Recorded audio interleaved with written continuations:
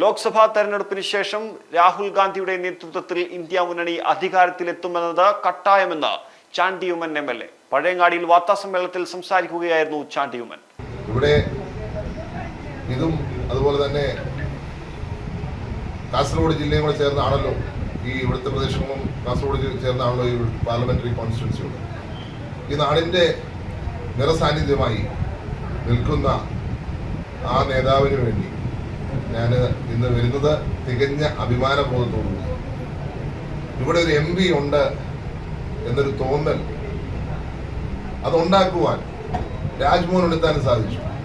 ഇവിടുത്തെ ഓരോരുത്തരെയും ഓരോ സാധാരണക്കാരൻ്റെ വീട്ടിലെ അംഗമായി എങ്ങനെയാണോ എൻ്റെ പിതാവ് കേരളത്തിലുള്ള ഓരോ സാധാരണക്കാരൻ്റെയും സഹോദരനായി മാറിയത്, അതുപോലെ കാസർഗോഡിൻ്റെ ഉണ്ണിച്ചായായി മാറുവാൻ അദ്ദേഹത്തിന് സാധിച്ചത് പരസ്യത്തിലല്ല, അദ്ദേഹത്തിൻ്റെ പ്രവർത്തനത്തിലൂടെ.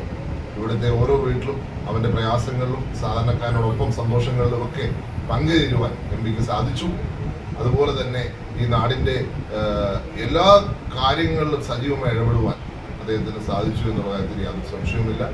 പക്ഷെ ഈ പ്രദേശങ്ങൾക്ക് ചെറുതായ ഒരു ബുദ്ധിമുട്ടുണ്ട്.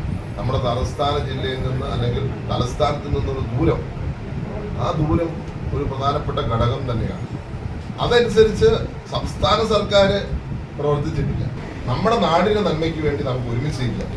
ഇലക്ഷൻ കഴിയും ജൂൺ 4-ന്. ജൂൺ 4-ന് എനിക്ക് ഉത്തമ വിശ്വാസമുണ്ട്.